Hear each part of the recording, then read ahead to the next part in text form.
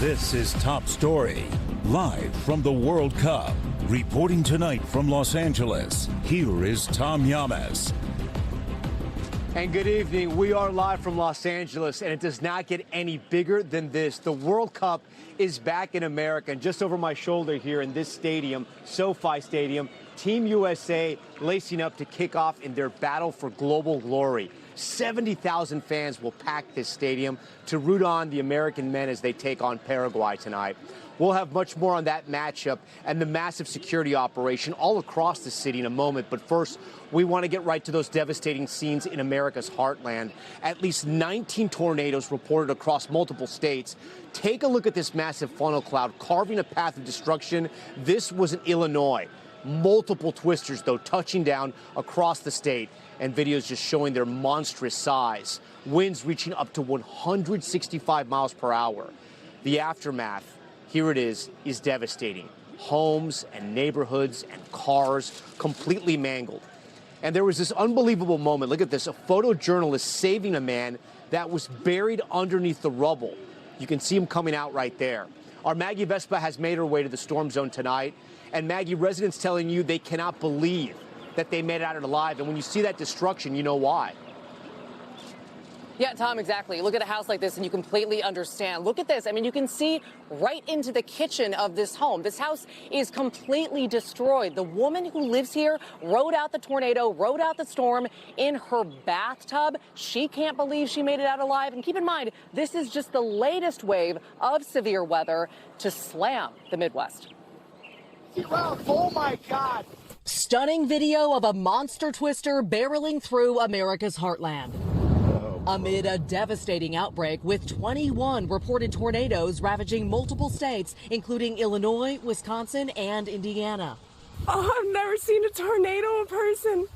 In Indiana, where black clouds covered the sky, an EF3 clocking winds up to 165 miles per hour. In hard-hit Streator, Illinois, drone video shows this entire cul-de-sac leveled. Sherry Bogan survived hiding in her bathtub. I mean, just seeing your home like this. It's so devastating. I mean, it's just heartbreaking. Nearby, a photojournalist finding this man buried in rubble. I think I got a broken leg. First responders arriving minutes later. Neighbors tell us this is the home where that man was rescued. You can see it's in pieces. I talked to him over the phone. He says he has a shattered ankle and other injuries, but he's grateful to be alive. At Chicago's Midway Airport, passengers and air traffic controllers taking cover. There's a tornado warning, so we're evacuating the tower. In Michigan, a 6-year-old girl is injured after damaging winds toppled a tree onto this home, burying her underneath. Her dad frantically digging her out. Cinder block, rubble, tree, iron, all on top of the bed. I wouldn't give up. Back in Illinois, as Sherry looks around, she still can't believe she made it out alive. How do you make sense of that? God was watching out for me. He's not finished with me yet. And Maggie joins us tonight live once again from Streator, Illinois. Maggie, it is unbelievable there. Sherry's house is behind you somewhere there. She told you she almost didn't hear the warnings. Right. Yeah, Tom, this might be the most insane part of her story. She, when the tornado was rushing toward this house, was taking a nap in that bed behind me, the one that the wall is leaning over. Imagine if she'd still been in that bed. She thinks she would have been killed. Thankfully, last minute, her son called. He said, I've seen the forecast. You have to take shelter. She races over into this bathroom behind this mint green wall. She barely makes it in time. That's the only part of the house that's still standing. And again, she can't believe she got there in time. We're hearing so many close calls like that. Thankfully, miraculously, Tom, no fatalities were reported as a result of this storm. That is a bit of good news there with those people that have lost so much. Maggie, we thank you for you and your team for being out there tonight in that storm zone. There's another big story we're following, obviously, today. SpaceX soaring to new heights tonight with the biggest initial public offering of all time. Elon Musk becoming the world's first trillionaire, and he isn't the only one making big money. NBC's Christine Romans explains.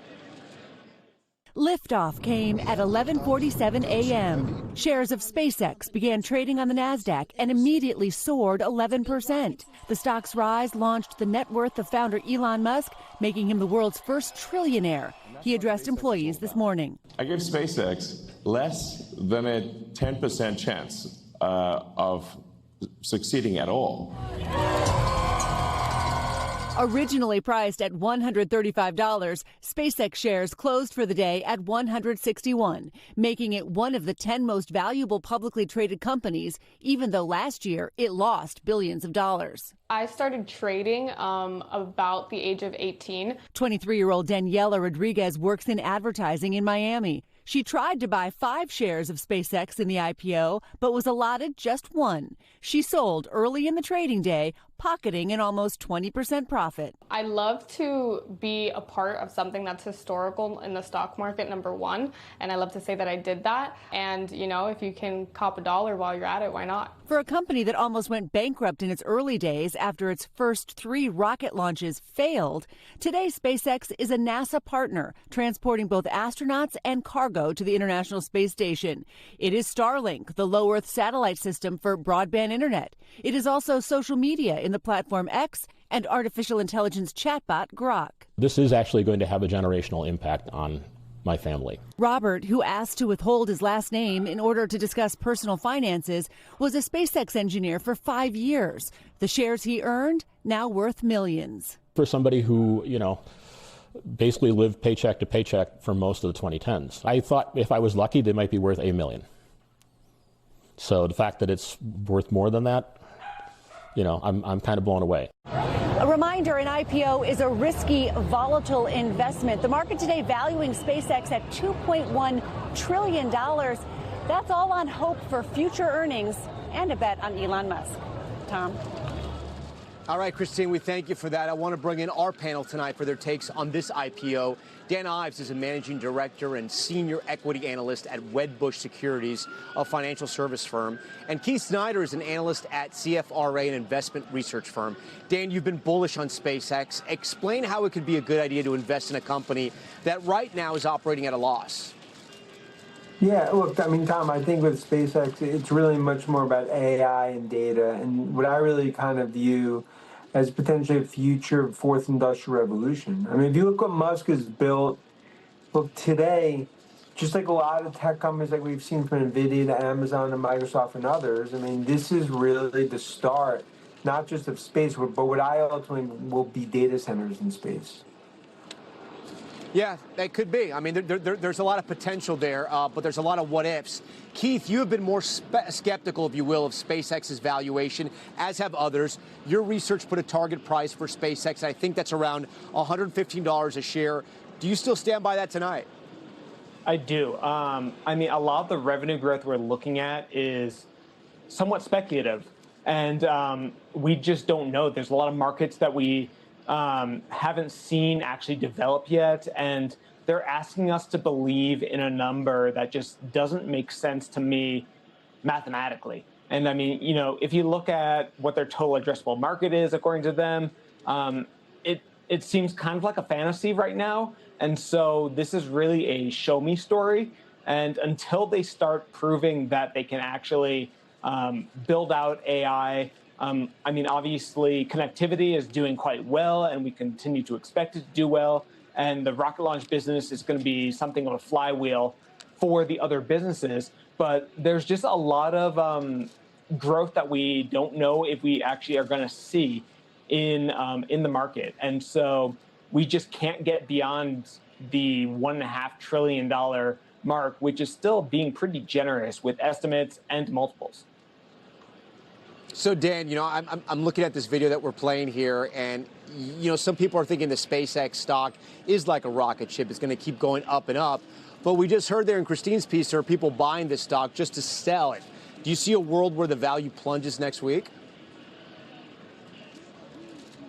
I think this continues to really be one that's not, the success is not going to be over the coming days or the coming weeks, it's over years. But if you look, today was an important day in terms of when investors showed their belief in SpaceX, as well as also, look, this is a company that had, pretty strong price discovery in the private markets. And at the end of the day, you're betting on Musk when you're betting on SpaceX. And those that bet against Musk and Tesla, that was the historic wrong bet. Yeah, it's a great point. People who do bet against Musk sometimes lose in the long run. Keith, we know that Anthropic and OpenAI are going public sometime this year as well. Should people hold off buying SpaceX to invest maybe in those two AI companies? And again, there is this larger conversation about the entire AI industry being overvalued. I mean, that is literally the trillion-dollar question right there. And I'm sure OpenAI and Anthropic were watching this IPO very closely. I think given how well it performed, they may hit the gas pedal a little bit on their own filings just to kind of cash in. But, you know, with SpaceX, right now their AI business is really just infrastructure. They're renting out to Anthropic for $1.2 billion per month, and also to Google for $920 million per month. And so from our point of view, they're more or less a glorified AWS right now, and they're just renting capacity. They have to move on to being a model provider like Anthropic, like OpenAI. And so, you know, when we were valuing them, we gave them a multiple at a premium to Anthropic's current multiple based on their last round of funding, and still came up short on the valuation. And so, you know, these two companies, OpenAI and Anthropic, are definitely seeing this, and they're seeing dollar signs because they can IPO right now, possibly build up a big war chest in terms of cash, and then invest it into their own infrastructure, their own build-outs, everything that comes with AI model development. And so right now, I would say, as a market, I mean, the IPO market is clearly alive and well. There was a big appetite for SpaceX, and I believe that will continue with Anthropic and OpenAI. Dan and Keith, I'm going to tell our producers to have you guys both on in a year. And if Dan is right and Keith is wrong, Keith, you got to buy him dinner. All right. So we'll see where the stock is in a year. Guys, thanks for being on Top Story tonight. We appreciate that. All right, guys, we're going to take a turn now to a serious story, some alarming video we want to show you. There's been a shootout between a police and a gunman. At least one person is killed and 10 others were injured in the shootout. Here's Aaron McLaughlin. Harrowing video shows officers taking cover behind a vehicle in the middle of a shootout with a suspect barricaded in a building in Midland, Texas. Those nearby terrified and hiding as the sound of gunfire rang throughout the city's industrial corridor. Damn. Amidst a massive SWAT response. Saw one person, there was a person down, we got inside. We've been waiting to see what's going on ever since. The final moments of an hours-long onslaught span multiple locations, killing one person and wounding at least 10, according to the mayor. The suspect was found dead inside the building. We've received this information based on the confirmation of a robot and a drone footage. The gunman identified as 45-year-old Victor Mata Villarreal, who'd been wanted for attempted capital murder after firing multiple shots at an officer during a police chase on Wednesday. The victims are being treated in 2 hospitals, with Midland Memorial reporting 4 needing surgery and 5 discharged. Tonight, the FBI and Texas Rangers are investigating the deadly rampage. Aaron McLaughlin, NBC News.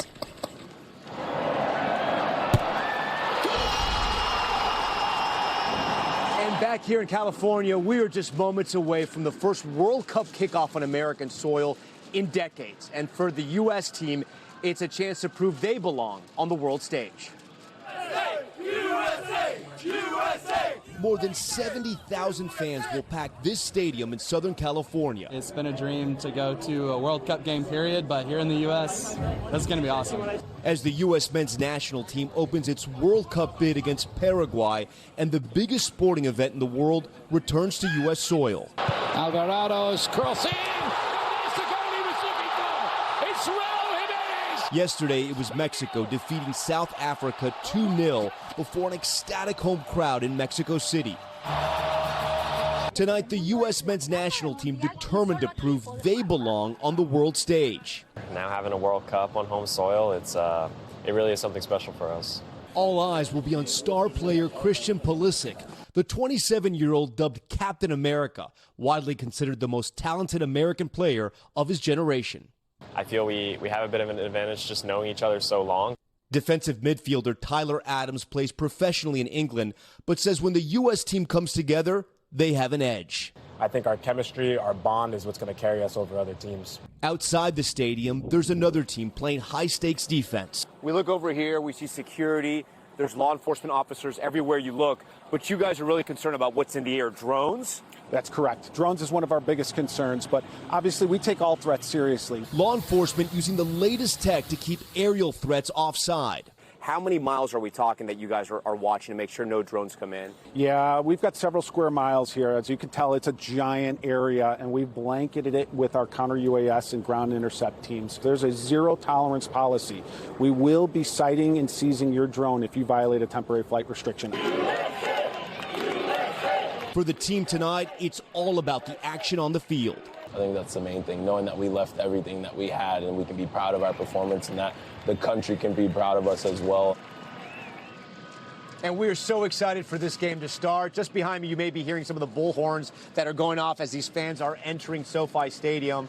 And we're so lucky to have Morgan Chesky here, who's been covering a lot of the lead up to the World Cup, especially here in Los Angeles. So, Morgan, walk us through it. Is LA excited for this big game tonight? More than excited. The vibes are high. The anticipation's even higher, Tom. And I have to tell you, before this game is even happening, yesterday at the Fan Fest, to watch Mexico kick off, taking on South Africa and toppling them, we had the LA Coliseum packed with Angelenos converging to watch their home country, or many of them still have family members, and cheering them on to make for this kind of magical moment. And what struck me is many of them are wearing the jersey for El Tri, that red, green, and white. They said, hey, I'm going to wear this today, but tomorrow it's stars and stripes, red, white, and blue. Got to cheer on Team USA. And this is an exciting moment because this is the year that a lot of people say this men's squad, Tom, has a chance to do some real damage in the group and then even outside of that. They're saying it could be the best Team USA ever so far. We hope.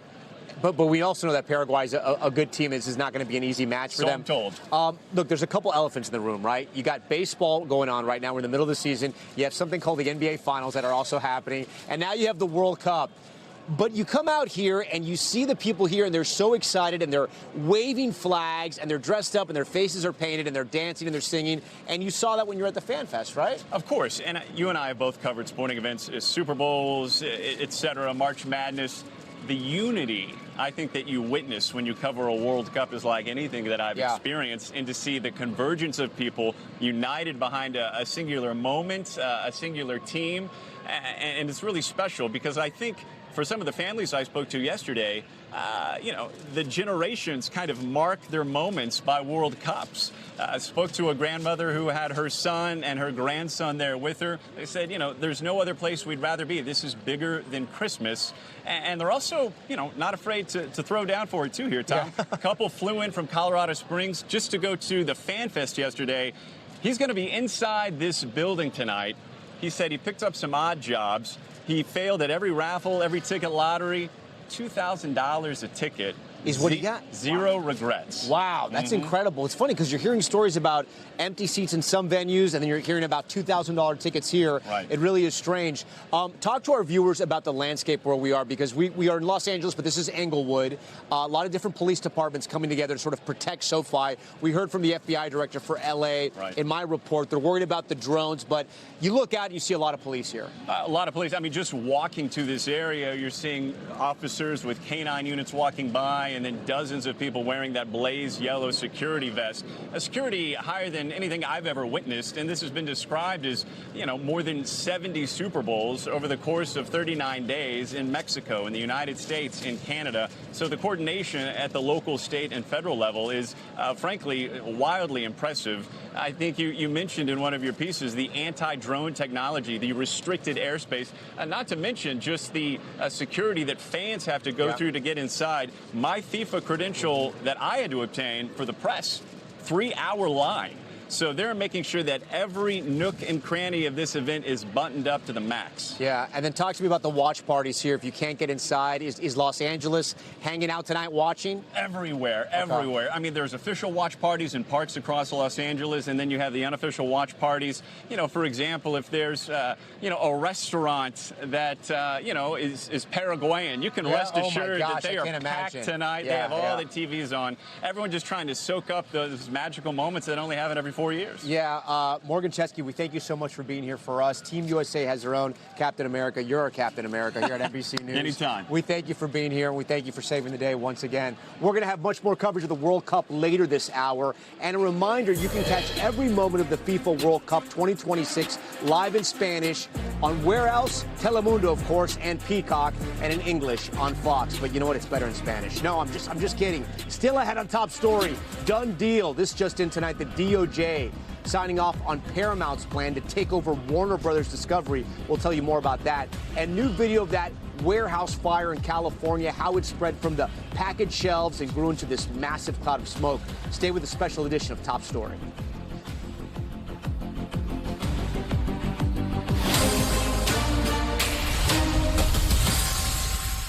We are back now with the latest twist in the controversial UFC fight night at the White House. Tonight, a federal judge knocking down a lawsuit that had tried to block the event that we first told you about last night. And now there are new concerns about possibly dangerous weather for the outdoor event.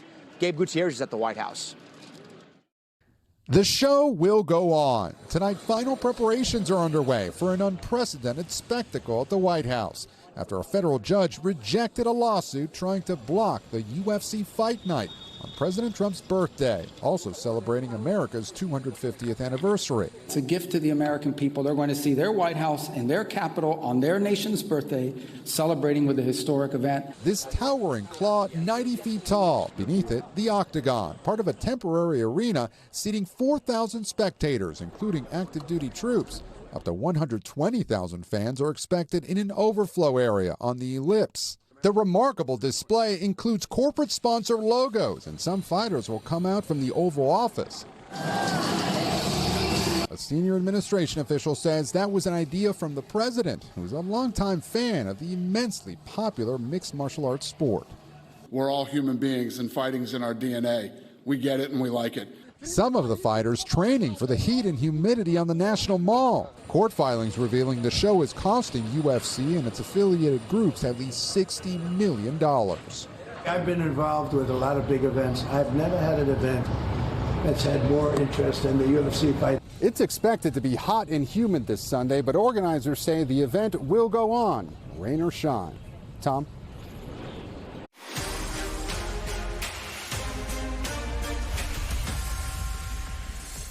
We're back now at Top Story's news feed, starting with the Justice Department officially approving Paramount Skydance's plan to take over Warner Brothers Discovery. The deal, valued at $110 billion. The DOJ says it signed off after deciding that it did not hurt competition or American consumers. The merger will bring together two historic Hollywood studios and reshape the U.S. entertainment industry. And new video from that devastating warehouse fire here in California. We told you about this last night. Here you can see flames breaking out at the top of a storage rack. The fire destroyed this 1 million square foot medical supply building, forcing people into other nearby warehouses to evacuate. It's still unclear exactly what caused the fire, but luckily, police say nobody was hurt.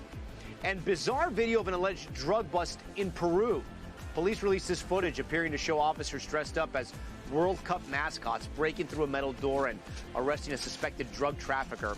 According to local media, they seized a bunch of cocaine and marijuana, as well as a gun, ammo, and cash. And a United flight couldn't take off on time yesterday, but not because of bad weather or traffic issues. It got delayed because of this swarm of bees clinging to the wing of the plane. At one point, a ground crew member even put on a beekeeper hat. The flight was headed from Cancun to L.A. It eventually got off the ground.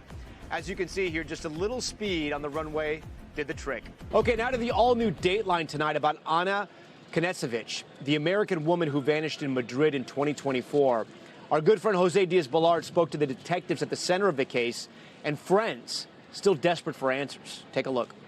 It was an unimaginable situation. Less than 1 week after her best friend Ana disappeared, Sana Ramo flew to Madrid. I wanted to do everything to find my friend. Her first stop, the American embassy.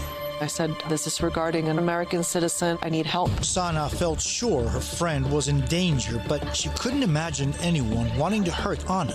What was she like? Very bubbly person, great smile. Anna was a successful businesswoman who had the freedom to go where she pleased. She said, I'm going to go to Madrid for a little while. Alex Montilla, then an agent with the FBI, took on the case. What did your gut tell you? This is not a behavior of someone that would just disappear. That is her apartment. That's her apartment building. And this is where the investigation begins. Yes. What was discovered would become the focus of an international manhunt. The man with a helmet spray painting the surveillance cameras. For me, that's a mindset of a murderer.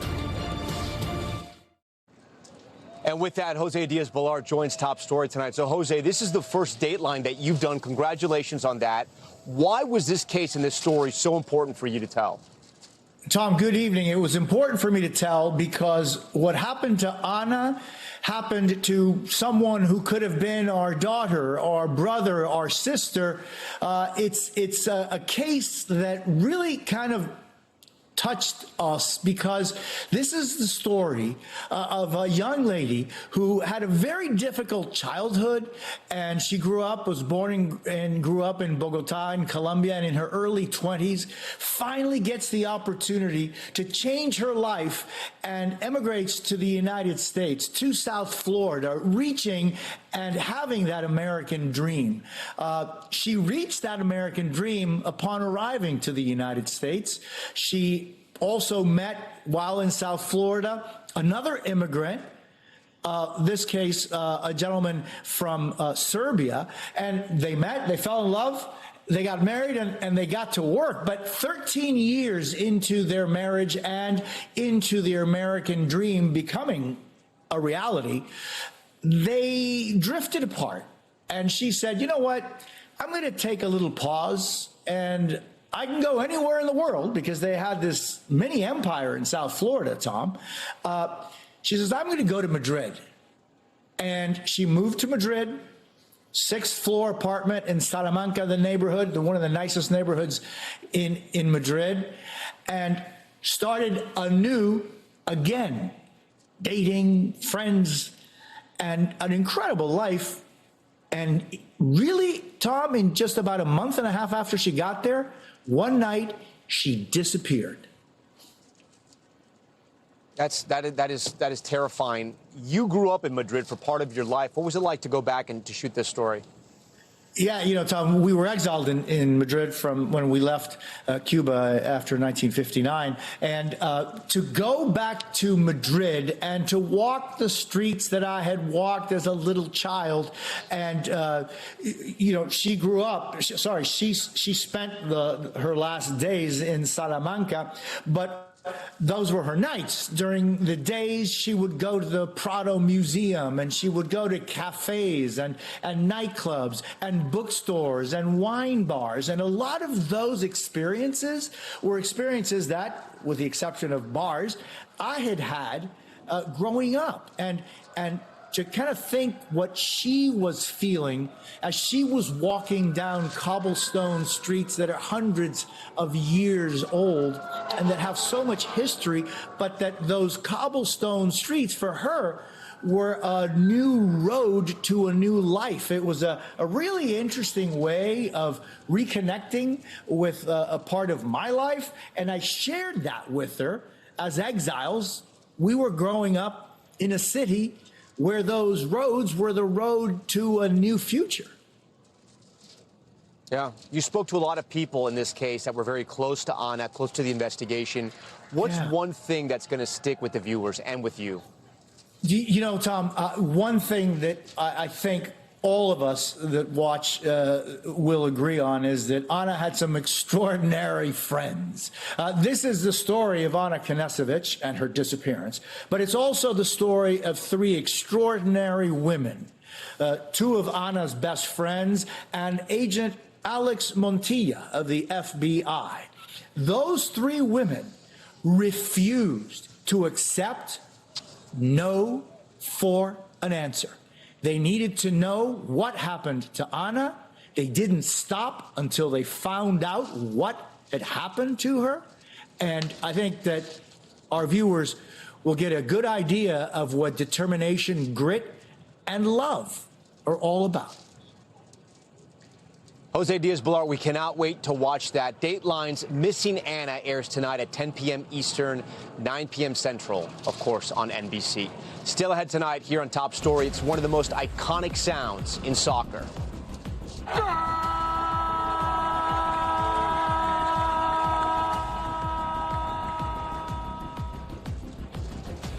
That's the voice of legendary broadcaster Andres Cantor, our great American this week. We talked to him about his path to the world stage. Coming up next on this special World Cup edition of Top Story.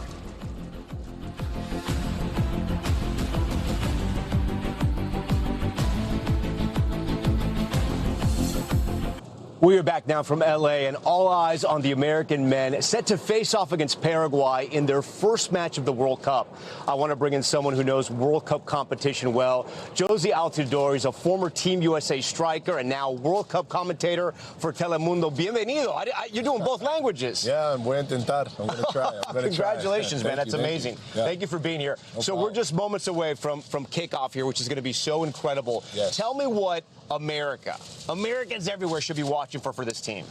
I mean, I think a team that's going to come out and really try to get the fans on their side. You know, it's important anytime you're playing the first game in a World Cup, you need to make sure you get the public involved, right? And your play is going to do that. And I'm really excited to see the boys take the field today. A lot of work and prep has been done for this moment. So in a lot of ways, it's also a celebration. You know, and this is no disrespect to you. Some are saying this is the greatest Team USA soccer team ever. Do you believe that? Is that the truth or is that hype? Well, you gotta show it on the field, and I think these guys, that's what motivates them, right? Yeah. They want to create their own legacy. They want to write their own stories and their own history. So I think it'll be all on show today. They have the talent. That's not in question. This is one of the most talented groups we've ever seen, and let's hope they can put it together now during this tournament. Let's go sort of micro. How is their bracket? Is it a difficult bracket? Can they use it to their advantage? Yeah, I mean, every World Cup, the brackets are difficult, right? Every team has qualified, has earned the right to be here, so there are no easy games. I think, listen, it doesn't matter what side of the bracket you're on, you're going to have to beat the best teams, right, to win the tournament. And so for the U.S., it's no different. It's a challenging group, but a group that I know they can thrive in. So hopefully tonight is the first opportunity to do that. And tell our viewers, I mean, it's Paraguay, but this is not an easy match for Team USA. No, anything but easy. Paraguay is a fantastic team. They've done a great job. They have to qualify in a very difficult region with some of the best teams in South America, so they're going to be here ready to play. Talk to me about the captain here, the main man, Christian Pulisic. Why is he such a great player?